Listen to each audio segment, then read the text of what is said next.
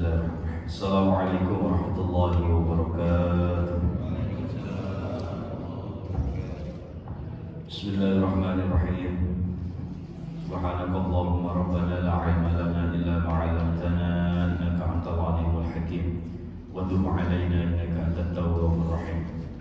Wa taqabbal minna innaka antas samiul 'alim wa 'allimna min ladunka 'ilman nafi'an. Ya dzal jalali wal ikram. Allahumma iftah lana 'ilmataka wansur 'alaina rahmataka ya dzal jalali wal ikram. Walhamdulillahi rabbil alamin. Bismillahirrahmanirrahim. Alhamdulillahi rabbil alamin. Wassalatu wassalamu ala asrofil anbiya wal mursalin wa ala alihi wa sahbihi ajma'in, amma ba'd. Qala Allah ta'ala fi kitabil karim, a'udzu billahi minasy syaithanir rajim. Bismillahirrahmanirrahim.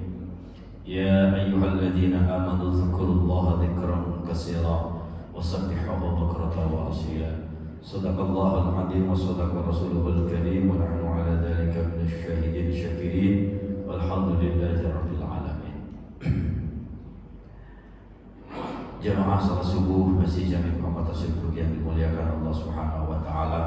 Syukur alhamdulillah pagi ini atas nikmat Allah, atas karunia Allah kita dimudahkan untuk menjalankan sholat subuh berjamaah, kemudian dilanjut duduk di majelis ilmu yang mana ini nikmat yang sangat luar biasa. Mudah-mudahan Allah terus jaga istiqomah kita dalam menjalankan ibadah sholat berjamaah, kemudian selalu bisa diberikan kesempatan untuk bisa duduk di majelis ilmu, dan mudah-mudahan apa yang menjadi niatan kita, apa yang sudah kita jalankan di pagi ini, baik yang sudah kita jalankan maupun yang akan kita lakukan, nantinya diterima Allah Subhanahu wa taala, dijadikan amal yang soleh, dijadikan amal penyebab datangnya ridha rahmat Allah dan terbukanya pintu-pintu surganya Allah Subhanahu wa taala. Amin amin ya rabbal alamin. Jamaah kepada Allah Subhanahu wa taala, lanjutkan dalam kitab Usfuriyah atau Mawa'idul Usfuriyah, dalam hadis al-hadis as-sadis wal ishrun, hadis nomor 26. Di sini Imam Usfuriyah menjelaskan atau berpesan kepada para sahabat-sahabatnya bahwa al-hithu 'ala as-saha. Jadi berpesan Imam Usfuriyah untuk selalu, atau anjuran kita untuk selalu bermurah hati atau mempunyai sifat kedermawanan atau kedermawanan. Di sini disebutkan di dalam hadis, yang mana hadis ini diriwayatkan oleh Sayyidah Aisyah radhiyallahu anha. Qalat, berkata Sayyidah Aisyah, qala Rasulullah sallallahu alaihi wasallam, bahwasanya Rasulullah sallallahu alaihi wasallam bersabda, as-sakhiyyu qaribun minan nas wa qaribun minal jannah, ba'idun minan nar wal bakhil ba'idun minallah wa ba'idun minal khalqi ba'idun minal jannah qaribu minan nar wal jahil as-sakhi wa habbu ila Allah ta'ala min 'alimin bahil. Yang mana artinya as-sakhiyu qarib, seorang yang mempunyai hati yang murah hati atau kedermawanan, yang murah hatinya, suka berbagi, suka memberikan kemanfaatan kepada orang lain. Itu kata baginda Rasul, qaribum minan nas, pasti disukai oleh Allah, disukai oleh manusia, dekat dengan manusia. Wa qaribun minal jannah, wa qaribun minal jannah, dan dekat dari surganya Allah Subhanahu wa ta'ala. Wa qaribun minallah, juga dekat dengan Allah Subhanahu wa ta'ala. Ba'idun minan nar, jauh dari api neraka. Namun Rasulullah SAW juga menyebutkan kebalikan, wal bakhilu ba'idu minallah. Orang yang kebalikannya yang bakhil atau pelit, ba'idum minallah, jauh dari Allah, ba'idum minal khalqi, jauh dari manusia, ba'idum minal jannah, jauh dari neraka, dari surga, qaribu minan nar, jauh dari dekat dari api neraka. Wal jahilu sakhi habbu ila Allah ta'ala min alimil bakhil. Nah, ini pada intinya wal jahilu sakhi, ya. Orang yang tidak berpandai, orang yang tidak pandai dalam ibadah, ibadahnya pas-pasan, yang dilakukan pas-pasan, tapi dermawan, loman, ya, suka berbagi, suka ini, lomannya minta ampun. Itu ahabbu ilallah, lebih dicintai oleh Allah Subhanahu wa ta'ala daripada orang yang alim atau orang yang abid namun al-bakhil, pelit, daripada orang yang ahli ibadah cuma di situ pelit. Itu Allah lebih senang, ya, orang yang tidak berpandai ibadah, maksudnya ibadahnya pas-pasan namun dermawannya Masya Allah. Begitu. Kasih. Saya itu sangat iri ketika melihat orang yang ahli ibadah, ibadahnya kuat. Orang sama-sama makan nasi, sama ibadahnya kok kuat, orang ini apa rahasianya? Pasti kalau kita itu boleh iri ketika tidak orang yang ahli ibadah, tapi kalau masalah dunia nggak boleh. Kalau masalah akhirat iri boleh. Masa saya nggak bisa lebih ibadahnya dia? Sama-sama makan nasi, sama-sama juga ini manusia sama manusia juga, ini harus iri dengan orang yang ahli ibadah itu. Harus iri. Kalau iri tentang dunia nggak boleh, tapi kalau iri tentang akhirat, ibadah harus, karena ini dalam urusan akhirat itu adalah perlombaan untuk meraih ridha Allah. Jadi harus semangat gitu. Tapi saya lebih ngiri lagi ketika ada orang yang sangat-sangat dermawan. Ini orang Masya Allah dermawannya. Apalagi yang orang itu sudah ahli ibadah pas dermawan, Masya Allah. Bisa sangat-sangat sempurna menurut saya itu. Ibadahnya kuat, sedekahnya dermawannya Masya Allah.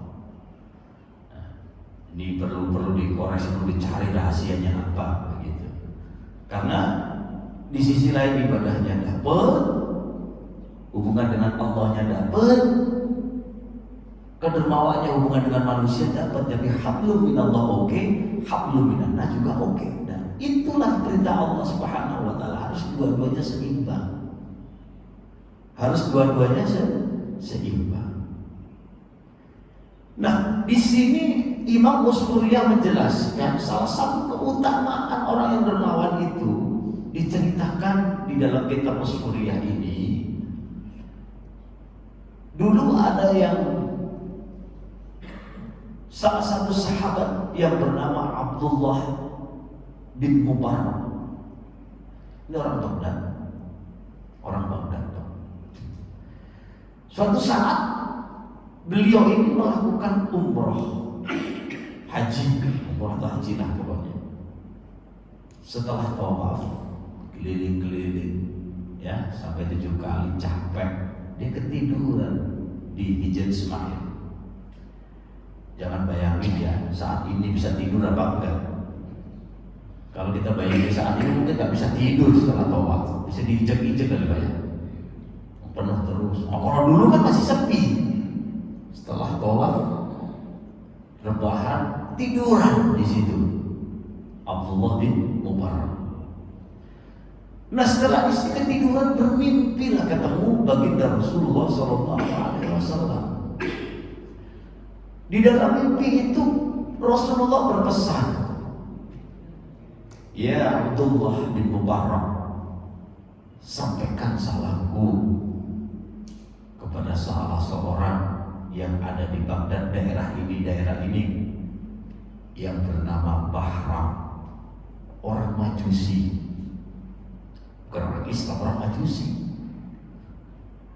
Nah kan semakin penasaran kenapa Rasulullah kok berpesan salam kepada orang Bahram, orang Majusi ini.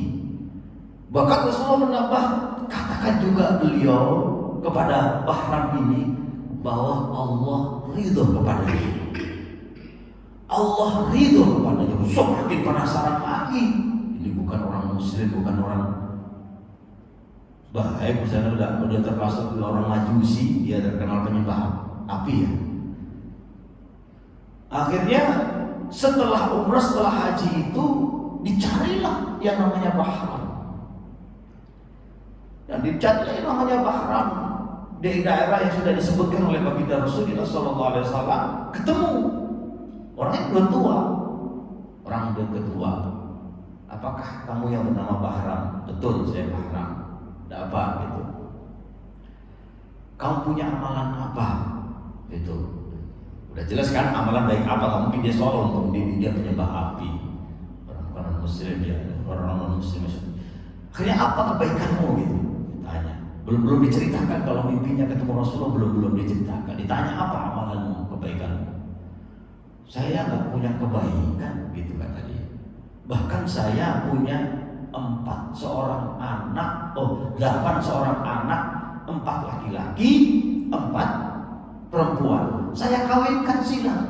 Kaget dia si Abdullah bin Umar ini kaget lah. Ini kan perbuatan dosa yang dilarang oleh agama, kawin sama saudaranya sendiri.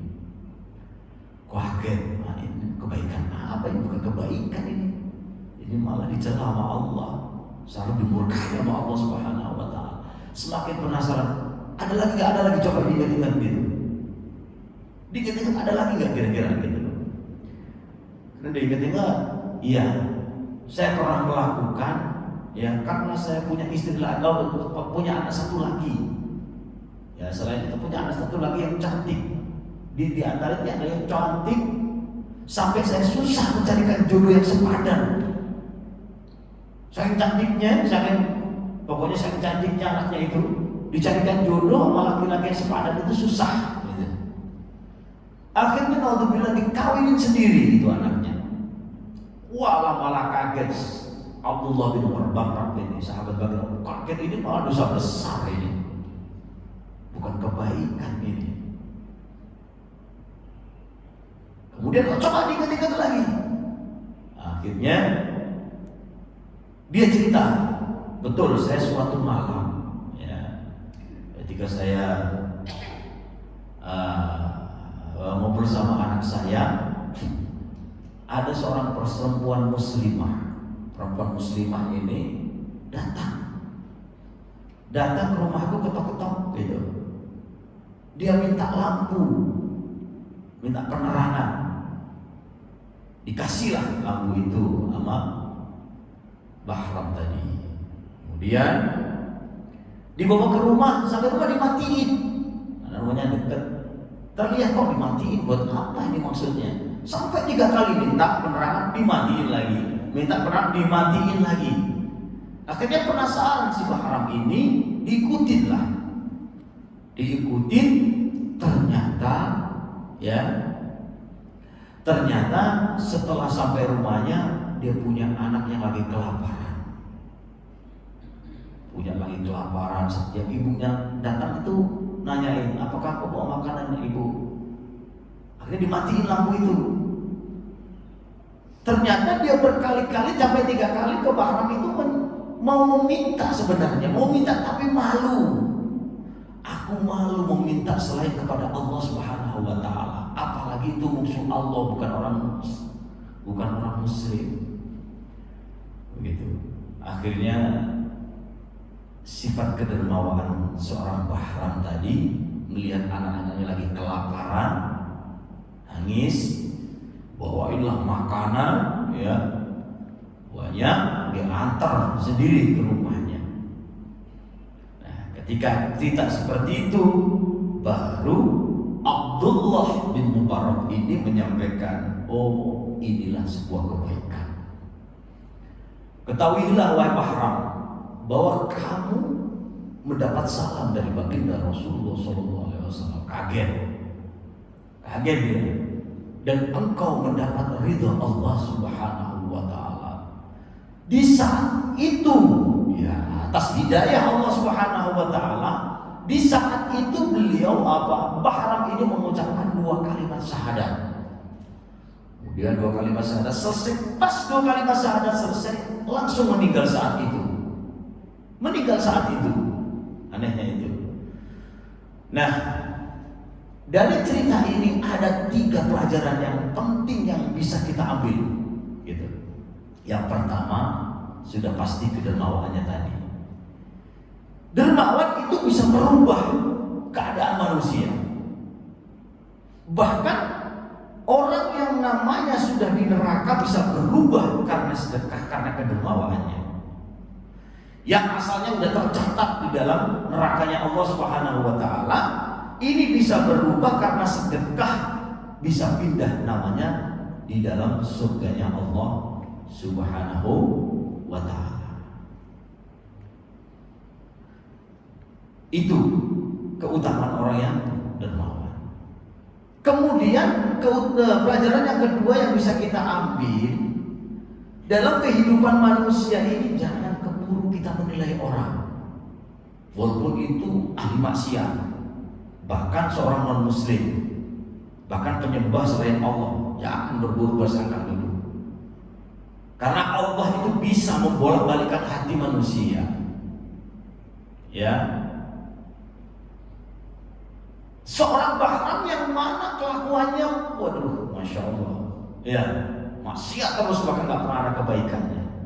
Tapi kalau Allah berkehendak, langsung dibalik sama Allah Subhanahu wa Ta'ala, maka menjadi salah seorang hamba yang dicintai oleh Allah Subhanahu wa Ta'ala. Nah, inilah rahasia Allah agar kita tidak sendiri mungkin untuk menilai orang. Orang seburuk apapun tetap sama manusia harus kita hargai sebagai manusiawi, ya, sebagai sesama makhluk Allah, sebagai sesama hamba Allah. Bedanya dia dapat hidayah, dia nggak dapat hidayah, kita dapat hidayah aja. Bedanya itu. Kalau kita ingat benar-benar sesama makhluk Allah, kita saling menghormati walaupun dia non muslim, walaupun kelakuannya kayak apa, kita bukan berhak untuk menilai, menghakimi, tapi mengingatkan yang baik. Nah, jadi itulah pelajaran bisa kita ambil. Kemudian yang terakhir, yang ketiga, inilah keutamaan syahadat. Keutamaan 2 kalimat syahadat yang mana bisa menghapus dosa-dosanya yang pernah dilakukan ketika orang itu bisa mengucapkan 2 kalimat syahadat terus meninggal, pasti surga bighairi hisab. Karena 2 kalimat syahadat itu nggak akan bisa ditandingi beratnya, ditimbang sama apa aja, pasti berat syahadat itu. Maka sampai Rasulullah SAW mengatakan, "Man qala la ilaha illallah dakhala al-jannah." Barang siapa yang mengucapkan 2 kalimat syahadat, la ilaha illallah Muhammadur Rasulullah, maka surgalah baginya. Ya. Ini yang kita inginkan, ya. Ketika kita meninggal, mudah-mudahan, ya, sebelum ajal itu menjemput, sempat kita mengucapkan 2 kalimat syahadat. Masalahnya kan gini, Pak, orang muslim sudah pasti surga, ya, cuma kadang-kadang lewat mampir dulu. Jadi kalau gambaran di dalam kitab itu gini, syarat masuk surga itu harus lewat neraka dulu. Yang namanya siratul mustaqim itu lewat neraka. Yang nggak bisa ya jatuh. Ya, yang nggak bisa kan jatuh, tergantung amal. Jadi ketika mau ke surga pasti lewat neraka dulu. Itu syarat. Itu kan yang apa ya, ceritakan dalam salah satu kitab itu Nabi siapa itu, sampai saat ini itu di surga nggak mau balik lagi. Itu syaratnya juga melewati neraka dulu, ya, melewati kondisi neraka. Kalau memang amalnya baik, ya udah, jalannya aman, nggak ada kendala, langsung. Bahkan ada yang cepat, ada yang agak lambat, ya, ada yang kurang dikit, pleset, semacam-macam. Intinya ketika hamba Allah itu mau ke surga harus lewatin neraka dulu. Nah, manusia ada yang mana orang muslim memang seharusnya ke surga, ya. Tapi kan ada yang mampir dulu ke neraka, tergantung kita. Kita maunya kan jangan sampai mampir gitu, jangan sampai mampir. Maka ketika hamba Allah menemui ajalnya terus sempat mengucapkan 2 kalimat syahadat, insya Allah itu surganya tidak ada hisab lagi, langsung segitu, karena terhapus dengan kalimat itu. Maka ketika kita berdoa, ya, sepanjang apapun doa kita, baik di malam hari, di saat-saat yang kita anggap itu doa mustajab, waktu yang mustajab, kita minta apa aja boleh. Cuma jangan lupa di akhir-akhir itu selipin doanya, Allahumma ja'alna akhir kalamina minad dunya 'inda da'i ajalina qawla la ilaha illallah Muhammadur Rasulullah sallallahu alaihi wasallam. Ini doa yang sering saya baca di akhir itu, karena sanad ini saya dapat dari guru insya Allah sanadnya nyambung kepada baginda Rasul. Itu. Ini apa? Memohon agar kita meninggal itu sempat dimudahkan oleh Allah untuk mengucapkan 2 kalimat syahadat. Jangan kira 2 kalimat syahadat itu mudah untuk kita ucapkan di saat kita menghadapi sakaratul maut. Udah gak kepikir itu, Pak. Itu yang ngomong ya amal kita. Itu maka salah satu thariqah itu diperbanyak la ilaha illallah, dan itu agar terbiasa aja mulutnya mengucapkan kalimat la ilaha illallah, agar nanti ketika sakaratul maut terbawa kalimat itu. Maka sungguh sangat beruntung, sungguh sangat bahagia, ya, ketika hamba Allah Subhanahu wa taala di saat sakaratul mautnya sempat mengucapkan 2 kalimat syahadat, masya Allah. Maka ada orang yang habis sholat meninggal, itu mantap itu, masya Allah itu. Kita itu kan sholat 5 waktu itu kan menghapus dosa, dari zuhur ke asar. Zuhur ini berbuat salah nggak? Nanti dihapus di asar. Setelah asar ada kesalahan nggak? Dihapus di maghrib. Maghrib ada kesalahan nggak? Dihapus di isya. Isya itu ada kesalahan nggak? Dihapus di subuh. Begitu terus. Nah, kalau setelah sholat, dalam sholat itu pasti ada kalimat syahadat. Apalagi ketika sujud, nggak sempat salah, nggak sempat ngobrol, meninggal, masya Allah. Itu udah terhapus dengan 2 kalimat syahadat, karena sudah terbukti dalam cerita tadi, ya, yang mana kelakuannya masya Allah, udah ngawinin anaknya, udah ngawinin silang. Itu dosa kayak apa itu? Dosanya kayak apa itu, Pak? Terhapus di akhir itu karena ridha Allah, karena hidayah Allah, 2 kalimat syahadat. Jamaah berkat Allah Subhanahu wa taala. Karena itu terus kalau kita pingin, ya, jangan lupa doa. Tunjukkan keseriusan kita, ya, agar kita itu meninggal dalam kondisi husnul khotimah. Itu jangan terlupakan doa itu. Minta husnul khotimah itu penting. Kita boleh minta apa aja, tapi husnul khotimah itu harga mati udah gak bisa ditawar-tawar lagi. Buat apa kita kekuasaannya banyak, ya, derajatnya tinggi, pangkatnya tinggi, uangnya banyak, tapi gak husnul khotimah, ya, percuma, sia-sia itu, Pak, ya, itu. Maka yang kita inginkan dunia banyak, kekuasaan banyak, ilmu banyak, semua banyak, husnul khotimah ini yang kita inginkan, begitu. Baik jamaah bahkan Allah Subhanahu wa taala, kembali kepada tadi, kenapa sih Allah itu lebih menyayangi orang yang dermawan lebih menyayangi, ya, daripada orang yang ahli ibadah tapi pelit? Kenapa? Karena ibadah dermawan itu yang mana ibadah ada hubungannya dengan Allah plus ada hubungannya dengan manusia. Dermawan itu perintah Allah plus orang lain ikut mendapat kemanfaatannya. Maka Allah senang banget dengan orang seperti itu. Kita pernah gak berpikir, Pak, bahwa kenapa sih ibu, ya, disebut baginda Rasul sampai 3 kali? Saking mulianya seorang ibu. Pernah nggak berpikir kenapa kok ibu, kenapa jasa bapak kok nggak diinget-inget banget padahal di luar sana? Kenapa jasa ibu yang sangat benar-benar bahwa diumpamakan bahwa surga itu ada di telapak kaki ibu. Surga itu ada di telapak kaki ibu. Kalau kita pikir-pikir kenapa ibu itu sampai punya kemuliaan sehebat itu gitu loh. Karena ibu itu salah satu hamba Allah yang dititipin ya, janin makhluk Allah yang akan jadi manusia nantinya di muka bumi ini di dalam rahimnya. Gak ada selain ibu, ya gak ada selain ibu. Maka ibu ini akan menjadi keramat bagi anaknya kalau memang saat dia mengandung dia sadar itu mengandung bukan atas jerih payahnya sendiri, bukan atas usaha seorang suami istri, tapi dia sadar bahwa ini murni titipan Allah, amanah Allah. Kemudian dia rawat karena merasa ini titipan Allah, dirawat dengan hati, berikan gizi yang baik, pokoknya dirawat dengan baik. Nah, itulah ya yang menjadi penyebab seorang ibu itu punya karamah, punya keramat. Ucapannya apalagi kepada anaknya sangat-sangat mustajab. Ya karena apa?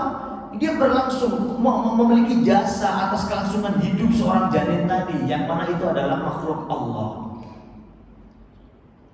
Berapa bulan, bahkan minimal 9 bulan dia berikan kebaikan, belum dia membesarkan, ya maka itulah seorang ibu yang akan menjadi wanita yang sangat mulia, mempunyai karamah, mempunyai keramat yang sangat tinggi, bahkan ucapannya mustajab, ucapannya seperti sabda begitu, apalagi kepada anaknya, ya maka ketika ibu itu ridho, ikhlas benar merawat anaknya yang waktu masih ada di kandungan, itu anak pasti jadi anak yang soleh atau yang solehah. Seorang ibu ya pasti kalau benar-benar ibu itu merawatnya bukan karena apa ya, kadang-kadang ibu itu gini, khususnya dua seorang suami istri ya, ketika mengandung ya kadang dia tidak ikhlas, tidak ridho akan kedatangannya, apalagi tidak disengaja. Dia tidak mau hamil dulu, ternyata hamil, pasti hatinya kecewa, bobolan lagi ini. Dari situ aja sudah tidak ikhlas atas kedatangan janin itu. Disitulah awal malapetaka bagi seorang anak karena tidak ada ridhonya seorang ibu. Maka orang dulu itu kenapa kok nurut-nurut? Salah satunya orang dulu anak-anak banyak tapi nurut-nurut. Dikasih berapa aja sama Allah Subhanahu wa taala, ikhlas merawatnya. Enggak takut, enggak bisa ngumpanin, enggak takut bisa ngasih makan, enggak takut dia. Orang-orang dulu itu bisa kita contoh. Ya beda dengan orang-orang sekarang. Sebenarnya banyak dari pelajaran orang-orang dulu yang kita ambil hikmahnya itu banyak. Salah satu dalam merawat anak itu, Pak. Kita merasa nggak, Pak? Orang-orang dulu itu lebih penurut daripada anak-anak sekarang. Apa? Ya memang sekarang ujiannya udah banyak. Ya dulu nggak ada HP, dulu nggak ada. Ya mungkin TV ya nggak ada.